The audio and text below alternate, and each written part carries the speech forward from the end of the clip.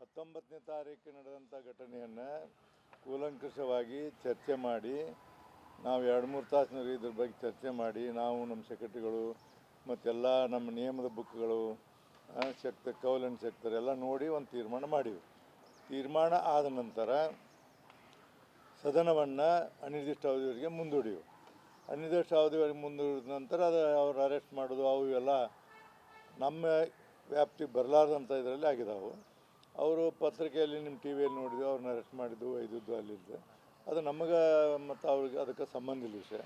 ಸರ್ಕಾರ police department ಅವ್ರು ನೋಡ್ಕೋಬೇಕಾದ್ರೆ ನಮ್ಮ ಕಡೆ ಇವತ್ತಿನವರೆಗೂ ಎರಡೂ ಕಡೆಯಿಂದ ಯಾವುದೇ ದೂರ ನನಗೆ ಬಂದಿಲ್ಲ. ಅವರಿಂದ ಬಂದಿಲ್ಲ, ಇವರಿಂದ ಬಂದಿಲ್ಲ. ದೂರ ಬರಲಿಂದ್ರೆ ನಾವೇನು ಮಾಡೋಕ್ಕಾಗೋದಿಲ್ಲ. ಅಕಸ್ಮಾತ್ ಅವ್ರ ಹಕ್ಕಿಗೆ ಚ್ಯುತಿ ಆಗೈತಿ ಅಥವಾ ನಮ್ಗೆ ಹಿಂಗಾಗೈತಿ ಹೆಂಗೈತೆ ಅಂದ್ರೆ ಏನಾದ್ರು ಕೊಟ್ಟರೆ ಅದನ್ನು ನಾವು ನಮ್ಮ ನಿಯಮದ ಪ್ರಕಾರ ನಾವು ಪರಿಸ್ಥಿತಿ ಅಲ್ಲಿ ಮಟ್ಟ ನಾವೇನು ಮಾಡೋಕ್ಕಾಗೋದು. ಸಭಾಪತಿ ಅವರು ರೂಲಿಂಗ್ ಕೊಟ್ಟ ಮೇಲೂ ಸಹ ಎರಡೂ ನಾಯಕರುಗಳು, ಎರಡೂ ಪಕ್ಷದ ನಾಯಕರು ಮುಂದುವರೆಂಥದ್ದು ಆ ಸಭಾಪತಿ ಅವರ ರೂಲಿಂಗ್ಗೆ ಒಂದು ಘನತೆ ತಂದು ಕೊಡುತ್ತೆ. ಮತ್ತು ಅದು ಯಾವ ಥರ ನೈತಿಕತೆ ಸರ್ ಇದು? ಅದು ನಮ್ಮ ಹೌಸಿಗೆ ಸಂಬಂಧ ಇಲ್ಲ. ನಮ್ಮ ಹೌಸಿಗೆ ಅವ್ರ ಹೊರಗೆ ಕಂಪ್ಲೇಂಟ್ ಕೊಟ್ಟದ್ದು, ಆ ಹೆಣ್ಮಗಳು ಬೈದಿದ್ದು, ಅವ್ರು ಪೊಲೀಸ್ ಅರೆಸ್ಟ್ ಮಾಡಿದ್ದು ನಮಗೇನು ಸಂಬಂಧ ಇಲ್ಲ. ಅದು ನಮ್ಮ ರೂಲಿಂಗಕ್ಕೆ ಅದಕ್ಕೆ ಸಂಬಂಧ ಇಲ್ಲ. ಅವ್ರು ಬೇರೆ ಕಂಪ್ಲೇಂಟ್ ಕೊಟ್ಟಾರ, ಬೇರೆ ಕಂಪ್ಲೇಂಟ್ ಮೇಲೆ ಅದು ಡೆವಲಪ್ಮೆಂಟ್ ಆಗಿದೆ. ನಮ್ಮ ರೂಲಿಂಗ್ ಅದಕ್ಕೇನು ಸಂಬಂಧ ಇಲ್ಲ.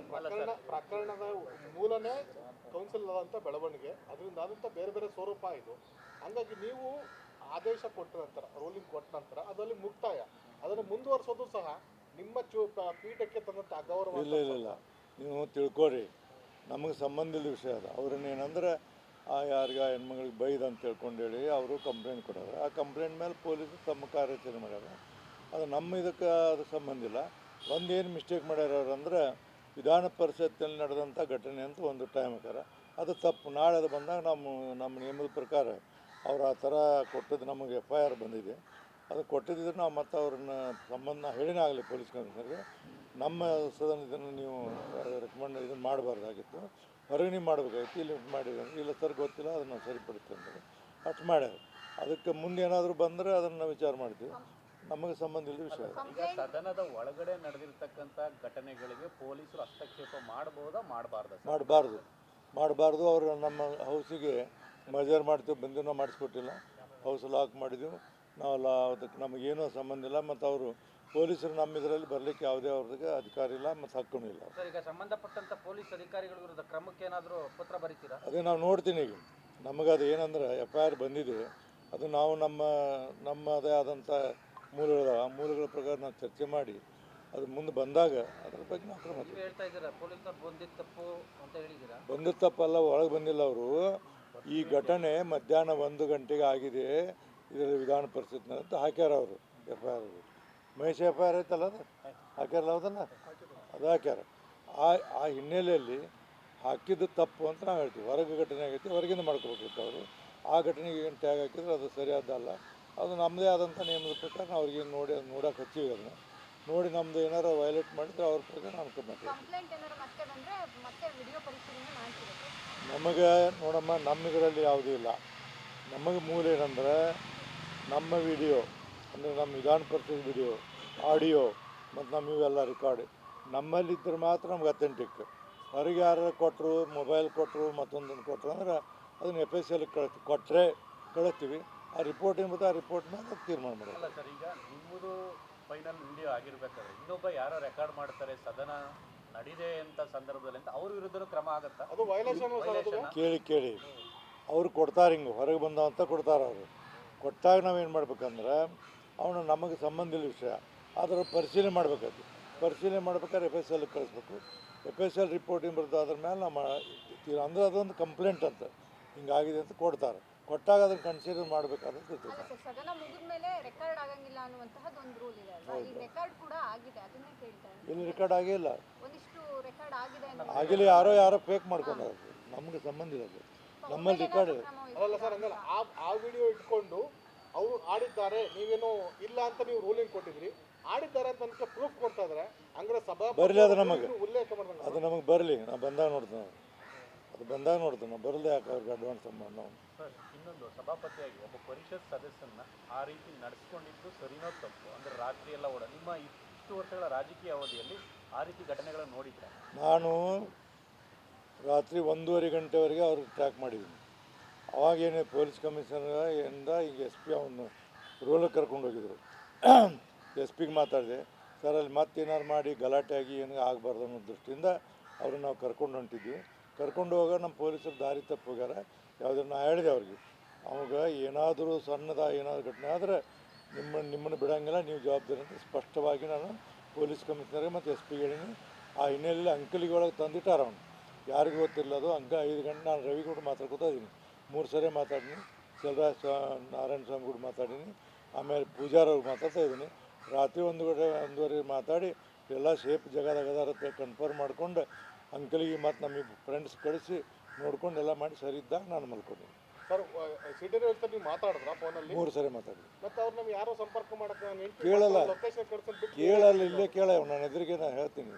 3 ಸರಿ ಮಾತಾಡಿ ಮತ್ತು ಅಂಕಲಿಗೆ ಅದು ನನಗೆ ಗೊತ್ತು, ಯಾರಿಗೆ ಗೊತ್ತಿಲ್ಲ ಅದು ಅಂಕಲಿಗೆ. ಯಾಕಂದ್ರೆ ಅದು ನಮ್ಮ ಡ್ಯೂಟಿ. ನಮ್ಮ ಸದಸ್ಯರಿಗೆ ಯಾವುದೇ ಅಡುಪಾಟಿ ಇಲ್ಲ. ಯಾವುದೇ ಸದಸ್ಯರಿಗೆ ಏನೇ ಆಗದಂತೆ ಹೊರಗಡೆ ಆದರೆ ಅದನ್ನು ಮಾಹಿತಿ ಕಲೆಕ್ಟ್ ಮಾಡಿ ಅದು ಸಂಪೂರ್ಣವಾಗಿ ಅವ್ರ ಜವಾಬ್ದಾರಿ ನಮಗಿರ್ತದೆ. ಅದಕ್ಕೆ ಅವ್ರು ಕೂಡ ಮಾತಾಡಿ, ಚಲವಾದಿ ನಾರಾಯಣ ಸ್ವಾಮಿ ಮಾತಾಡಿ, PH ಪೂಜಾರವ್ರು ಮಾತಾಡಿ, ಬಾಗೇವಾಡಿಗೆ ಹೋಗಿದ್ದು ನಾನು. ಅಲ್ಲಿ ಭಾಳ ಗಲಾಟೆ ಇತ್ತು. ಇನ್ಸ್ಪೆಕ್ಟರ್ ಸರ್ ನೀವು ಬರಬೇಡಿ ದಯಮಾಡಿ, ಹಿಂಗೆ ನಡೆದೈತಿ, ನಾವೆಲ್ಲ ಸೇಫಾಗಿರ್ತೀನಿ. ಮತ್ತು ಅವಾಗ ಹೇಳಿ ಅವ್ನು ಸೇಫಾಗಿಡಬೇಕು, ಏನಾದ್ರು ನೀವು ಜವಾಬ್ದಾರಿ ಇರ್ತೀನಿ. ಎಸ್ ಪಿಗೆ ನಾನು 4 ಸರಿ ಮಾತಾಡಿ ಏನಾದರೂ ಸಣ್ಣ ಘಟನೆ ಆದ್ರೆ ಮತ್ತು ನೀವು ಅದಕ್ಕೆ ಬೆಲೆ ತೆತ್ತಬೇಕಾಗ್ತೀನಿ. ಅಂಥ ಘಟನೆಗಳು ಯಾವಾಗಿಲ್ಲ. ಈ ಘಟನೆ ನಡುವೆ ಸಿಟಿ ರವಿ ಅವ್ರನ್ನ ಇಡೀ ರಾತ್ರಿ ಸುತ್ತಿದ್ದಾರೆ, 400 ಕಿಲೋಮೀಟರ್ಗೂ ಹೆಚ್ಚು ಅನ್ನೋದು. ಇದ್ರ ಜೊತೆಲಿ ಕೇಂದ್ರ ಸಚಿವ ಪ್ರಹ್ಲಾದ್ ಜೋಶಿ ಅವರು ಎನ್ಕೌಂಟ್ರ್ ಮಾಡಲಿಕ್ಕೆ ಈ ರೀತಿ ರಾತ್ರಿ ಎಲ್ಲ ಸುತ್ತಿಸಿದ್ರು ಅನ್ನೋಂಥ ಒಂದು ಗಂಭೀರವಾದಂಥ ಆರೋಪ ಮಾಡಿದ್ದಾರೆ. ಅದು ನಮಗೆ ಗೊತ್ತಿಲ್ಲ, ಅದು ನಮಗೆ ಗೊತ್ತಿಲ್ಲ. ಅವ್ರು ಹೆಂಗೆ ಹೇಳಿದ್ರು ಸಿಚುವೇಶನ್ ಅಂತ ಗೊತ್ತಿಲ್ಲ. ಅದರ ಬಗ್ಗೆನೂ ಅವ್ರು ಏನಾದ್ರು ಬಂದು ಪರಾಮರ್ಶೆ ಮಾಡುವಂಥ ಕೆಲಸವನ್ನು ಮಾಡ್ತಾರೆ. ನೀವು ಸೇಫ್ ಆಗಿದ್ದಾರೆ ಅನ್ನೋಂಥದ್ದು ದೂರವಾಣಿ ಮಾತಾಡಿದೆ ಅಂತ ಹೇಳಲ್ಲ, ಆ ಸಂದರ್ಭದಲ್ಲಿ ಇದನ್ನ ಅನುಮಾನ ವ್ಯಕ್ತಪಡಿಸಿಲ್ಲ. ನನ್ನ ಮುಂದೆ ಹೇಳಿ, ಅನುಮಾನ ವ್ಯಕ್ತಪಡಿಸಿಲ್ಲ, ಯಾರು ಹೇಳಿಲ್ಲ. ಈಗ 2 ಕಪೋಲ ಕಲ್ಪಿತ ಅಂತ ಅನ್ಬೋದಾ? ನನಗೆ ಗೊತ್ತಿಲ್ಲ, ನನ್ನ ಮುಂದೆ ಯಾರು ಹೇಳಿಲ್ಲ. ನನ್ನ ಮುಂದೆ ಚಲವಾದಿ ನಾರಾಯಣ ಸ್ವಾಮಿ ಆಗಲಿ, ಪೂಜಾರವರಾಗಲಿ, CT ರವಿ ಆಗಲಿ, ನನ್ನ ಮುಂದೆ ಹಿಂಗೆ ಅನ್ಕೊಳ್ಳಿ. ಪೇಪರ್ದಾಗ ಓದಿ ನಿಮ್ಮ ಟಿ ಆರ್ ನೋಡೀನಿ. ನಾನು ಎನ್ಕೌಂಟರ್ ಮಾಡುವಂಥ ಇದಕ್ಕೆ ತೊಗೊಂಡು ಹೋಗಿದ್ದವರು, ಅದಕ್ಕೆ ನನಗೆ ಹೆದರಿಕೆ ಬಂತ ಇತ್ತು ಹೇಳಿದ್ದವರು. ಅದನ್ನು ಬಿಟ್ಟರೆ ನನಗೆ ಗೊತ್ತಿಲ್ಲ. ಬಟ್ ನಾನೆಲ್ಲ ಟ್ರ್ಯಾಕ್ನಾಗ ನಿಮ್ಮ ಹತ್ರ ಮಾತಾಡೋ ಸಂದರ್ಭದಲ್ಲಿ ಒಂಥರ ಹಿಡ್ಕೊಂಡಿದ್ದಾರೆ, ಮತ್ತು ಹೊರಗಡೆ ನಮ್ಮ ಕಡೆ ಮಾತಾಡಿದಿಷ್ಟೇ, ಉಳಿದು ನಾ ಹೇಳಕ್ಕೆ ಹೋಗೋದಿಲ್ಲ.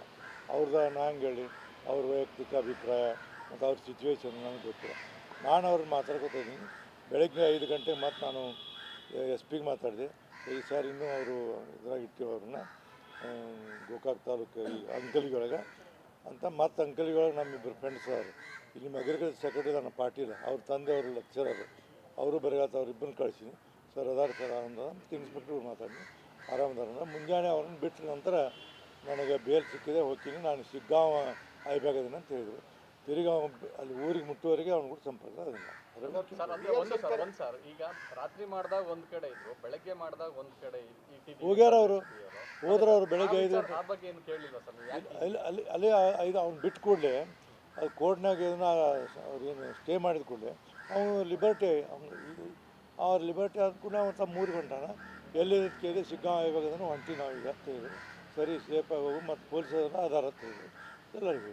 ಸರ್ ಮಾಜಿ ಸಭಾಪತಿಗಳು BR ಶಂಕರ್ ಮತ್ತು ಸುದರ್ಶನ್ ಹೇಳ್ತಾರೆ, ಈ ಪ್ರಕರಣವನ್ನು ಎಥಿಕ್ ಕಮಿಟಿಗೆ ವಹಿಸಬೇಕಾಗಿತ್ತು ಸಭಾಪತಿ ಅವರು ಅಂತ ಹೇಳ್ತಾರೆ. ಅಂಥ ಪರಿಸ್ಥಿತಿ ನಿರ್ಮಾಣ ಆಗಿರಲಿಲ್ಲ. ಅಂಥ ಪರಿಸ್ಥಿತಿ ನಮ್ಮ ಕಂಟ್ರೋಲ್ ಮೀರಿದ್ರೆ ಮಾಡ್ಬೋದಾಗಿತ್ತು. ನಾವೆಲ್ಲ ಸ್ಟಡಿ ಮಾಡಿ ಎಲ್ಲ ಇಬ್ಬರನ್ನೂ ಕರೆಸಿ ಮಾತಾಡಿ ಕಾಂಪ್ರಮೈಸ್ ಮಾಡೋ ಪ್ರಯತ್ನ ಮಾಡಿ ಅವ್ರ ಸ್ಟೇಟ್ಮೆಂಟ್ ಇವ್ರ ಸ್ಟೇಟ್ಮೆಂಟ್ ತೊಗೊಂಡು ಎಲ್ಲ ಮಾಡಿ ಅದು ಮ್ಯಾಟ್ರ್ ಮುಗಿದಾಗ ಮತ್ತು ಬೇರೆ ಕಮಿಟಿ ಕೊಡುವಂಥ ಅವಶ್ಯಕತೆ ಬರೋಂಗಿಲ್ಲ. ಇನ್ಯಾರಾದರೂ ಕಂಪ್ಲೇಂಟ್ ಕೊಟ್ಟರೆ ಮತ್ತು ಯಾಕಂದ್ರೆ ನನ್ನ ಕಂಟ್ರೋಲ್ ಮೀರಿದ್ರೆ ನಾವು ಮಾಡ್ಬೋದು. ನಮ್ಮ ಕಂಟ್ರೋಲ್ದಾಗ ಐತಲ್ಲ, ಎಲ್ಲ ಕಾನೂನುಗಳನ್ನ ಕಾಯ್ದೆಗಳನ್ನ ಓದ್ಕೊಂಡೆಲ್ಲ ಮಾಡಿ ಚರ್ಚೆ ಮಾಡಿ ಅದ್ರ ನಂತರ ನಾವು ನಮ್ಮ ತೀರ್ಮಾನ ಕೊಟ್ಟಾಗ ಎಥಿಕ್ಸ್ ಕಮಿಟಿ ಕೊಡುವಂಥ ಅವಶ್ಯಕತೆ ಆವಾಗ ಬಂದಿಲ್ಲ, ಈಗ ಬರೋದಿಲ್ಲ. ಯಾರಾದರೂ ಕಂಪ್ಲೇಂಟ್ ಕೊಟ್ಟರೆ ಅದನ್ನು ಮುಂದೆ ಏನು ಮಾಡ್ಬೇಕಂತ ನೋಡಿ. ಈಗಲೂ TB ಜಯಚಂದ್ರ ಅವರು ಒಂದು ಸಜೆಷನ್ ಕೊಟ್ಟಿದ್ದಾರೆ ಸರ್, ಈಗಲೂ ನಾವು ಬಿಸ್ನೆಸ್ ಅಡ್ವೈಸರಿ ಕಮಿಟಿಗೆ ಸಭೆ ಕರೆದು ಇದನ್ನು ಬಗೆಹರಿಸ್ಬೋದು ಅಂತ. ಅವಶ್ಯಕತೆ ಏನೈತೆ ನನಗೆ ಹೇಳಿ ನೋಡೋಣ. ಈಗ ನಾವು ಸದನದಲ್ಲಿ ತೀರ್ಮಾನ ಕೊಟ್ಟು ಸ್ಯಾನಿಡೇ ಮಾಡೀವಿ, ಈಗ ಅವೆಲ್ಲ ನಡೆದಾವೆ. ಅವ್ರದ್ದು ನಡೆದಪ್ಪ ಕೋರ್ಟ್ನಾಗ ಐತೆ, matter is pending before the court. ನಾವ್ಯಾಕೆ ಹಸ್ತಕ್ಕೆ ನಮಗೆ ಕೆಲಸ ಇಲ್ಲ, ಬೇರೆ ಯಾಕೆ ಕರಿಬೇಕು BSc ಮೀಟಿಂಗ್ ಹೇಳಿ ನೋಡಿ. ನನಗೆ ಏನಾದರೂ ನಮ್ಮದೇನು ಒಂದೇ ಹೇಳ್ಬಿಡ್ತೀನಿ ಸೂಕ್ಷ್ಮವಾಗಿ, ಯಾರಾದರೂ ನಮಗೊಂದು ರೈಟಿಂಗ್ದಾಗ ಕಂಪ್ಲೇಂಟ್ ಕೊಟ್ಟರೆ ಹಿಂಗಾಗಿದೆ ಅಂದರೆ ಮತ್ತು ಏನಾದ್ರು ಹಿಂಗೆ ವಿಡಿಯೋ ರೆಕಾರ್ಡಿಂದ ಹಿಂಗೆ ಕೊಟ್ಟರೆ ಅವನು ನಾವು ನಮ್ಮದಾದಂಥ ನಮ್ಮ ಸೆಕ್ರೆಟರಿಗಳು ನಾವು ಚರ್ಚೆ ಮಾಡ್ತೀವಿ. ಆ ಚರ್ಚೆ ಮಾಡಿದಾಗ ಅದಕ್ಕೆ ಏನಾದರೂ ನಮಗೆ ಅದಕ್ಕೆ ಡೌಟ್ ಬಂದ್ರೆ ಮುಂದೆ ಏನು ಮಾಡಬೇಕು ಅಂತ ವಿಚಾರ ಮಾಡ್ತೀವಿ. ಸರ್, ಎರಡೂ ಸದನ ನಡುವೆ ಒಂದು ಸಂಘರ್ಷ ವಾತಾವರಣ ಆಗಿದೆ. ಈಗ ರವಿಕುಮಾರ್ ಇರ್ಬೋದು ಅಥವಾ ಡಿ ಎಸ್ ಶಂಕರಮೂರ್ತಿ ಮಗ ಅರುಣ್ ಅವರು ನಿಮಗೆ ದೂರು ಕೊಟ್ಟಿದ್ದಾರೆ. ಇಲ್ಲೂ ಸಹ ಕೆಳಮನೆಯಲ್ಲೂ ಸಹ ಯು ಟಿ ಖಾದರ್ ಅವರಿಗೆ ಕಾಂಗ್ರೆಸ್ ಸದಸ್ಯರು ದೂರು ಕೊಟ್ಟಿದ್ದಾರೆ. ಈಗ ಇಬ್ಬರೂ ಸಹ ಹಕ್ಕುಚ್ಯುತಿ ನೋಟಿಸನ್ನು ಇಶ್ಯೂ ಮಾಡ್ತಿದ್ದಾರೆ. ಎರಡೂ ಸಹ ಸಂಘರ್ಷ ವಾತಾವರಣ ಸರ್ ಇದು. ಕೆಳಗಿನ ಮನೆ ಬಗ್ಗೆ ನಾವು ಮಾತಾಡೋಕ್ಕೆ ಹೋಗೋದಿಲ್ಲ, ಅದಕ್ಕೆ ನನಗೆ ಸಂಬಂಧ ಇಲ್ಲ.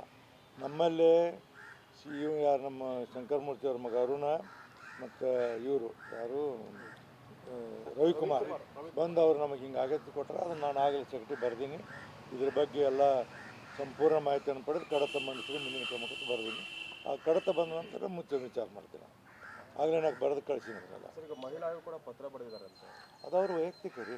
ಮಹಿಳಾ ಆಯೋಗ ಬರೀತಾರೆ, ಕೋರ್ಟಿಗೆ ಹೋಗ್ತಾರೆ, ಮತ್ತೊಂದು ಕಡೆ ಹೋಗ್ತಾರೆ. ಏನಾಗ ನಮ್ಗೆ ಏನು ಸಂಬಂಧ ಹೇಳೋದು? ನನಗೇನಂದ್ರೆ ನಮ್ಮ ಸದನದಲ್ಲಿ ಏನಾದರೂ ಘಟನೆಗಳಾಗಿದೆ, ನಮ್ಮ ಸದನ ರಿಸ್ಟ್ರಿಕ್ಟೆಡ್ ಟು ನಮ್ಮ ವಿಧಾನ ಪರಿಷತ್ತು, ಅದು ನನ್ನ ಜವಾಬ್ದಾರಿ. ಸದನದಲ್ಲಿ ಮಹಿಳೆಯರ ಬಗ್ಗೆ ಅವಾಚ್ಯವಾಗಿ ಮಾತಾಡಿದ್ದಾರೆ, ಅದನ್ನು ಉನ್ನತ ಮಟ್ಟದ ತನಿಖೆ ಆಗಬೇಕು ಅಂತ ಹೇಳಿ ಬರೆದಿದ್ದಾರೆ. ಪತ್ರ ಬರೀಲಿ ಅವ್ರಿಗೆ. ನನಗೆ ಬರ್ದಾಗ ಹೇಳ್ತೀನಿ ಅವರು ನನ್ನ ಕೇಳುವಂಥ ಅಧಿಕಾರ ಇಲ್ಲ ಅವ್ರಿಗೆ. ಮಹಿಳಾ ಆಯೋಗ ದೊಡ್ಡದು, ಸಭಾಪತಿ ದೊಡ್ಡದು. ಕೇಳೋ ಹಂಗೆ ಅವ್ರು ಕೇಳಿದ್ರೆ ತಪ್ಪದು, ಕೇಳೋಕೆ ಬರೋದಿಲ್ಲ, ಕೇಳಬಾರ್ದು.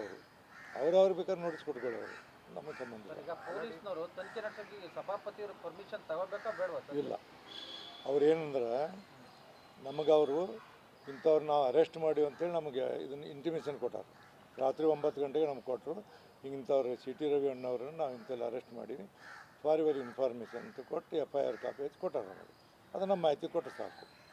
ಮೊದಲಿನಿಂದ ಒಂದೊಂದು ಕಾಲಕ್ಕೆ ಅರೆಸ್ಟ್ ಮಾಡ್ಬೇಕಾದ್ರೆ ಏನಾದ್ರು ಮಾಡಬೇಕಾದ್ರೆ ಸ್ಪೀಕರು ಮತ್ತು ಸಭಾಪತಿ ಪರ್ಮಿಷನ್ ತೊಗೋಬೇಕಾಗಿತ್ತು. ನಡುವೊಂದು ಘಟನೆ ಆಯ್ತು, ಅವನು ಮರ್ಡರ್ ಮಾಡಿ ಏನೋ ಹೋಗಿ ಎಲ್ಲಿ ಹೋಗಿ 2 ತಿಂಗಳು ಸಿಗಲಿಲ್ಲ. ಅದು ಯಾವಾಗ ಭಾಳ 20-30 ವರ್ಷದಿಂದ. ಅವಾಗ ಅದೇನಾಯ್ತಂದ್ರೆ ಅವಾಗ ಅದಕ್ಕೆ ಕಾಯ್ದೆ ಚೇಂಜ್ ಆಗುತ್ತೆ. ಯಾರನ್ನ ಅರೆಸ್ಟ್ ಮಾಡಿದ್ರು they should be intimated immediately to the concern speaker or ಸಭಾಪತಿ. ಅವರು ಅದ್ರ ಪ್ರಕಾರ ನಮ್ಗೆ ಕೊಟ್ಟಾರ, ಪೊಲೀಸರು ಕೊಟ್ಟಾರ. ಇವಾಗ FIR ಆಗಿದೆ ಸರ್, ಗೊತ್ತಿಲ್ಲ. ಅವಾಗ ಆಗಿರಲಿಲ್ಲ, ಈಗ FIR ಆಗಿದೆ. ಅದು ನೋಡಿದರೆ ಪೊಲೀಸರ ಕಾಯ್ದೆಗಳು, ಅವ್ರಿಗೆ ಕಂಪ್ಲೇಂಟ್ಗಳು, ಅವ್ರಿಗೆ ನಾ ಹೆಂಗೆ ಹೇಳಿ ಈಗ ಯಾಕಾಯ್ತು ಅವಾಗ ಯಾಕಾಯ್ತು ನಾವು ಒಂದೇ ಹೇಳ್ಬಿಡ್ತೀನಿ ನಿಮಗೆ. ನನ್ನ ಕಡೆ ಇನ್ನೂವರೆಗೆ ಯಾವುದೇ ದೂರ ಬಂದಿಲ್ಲ.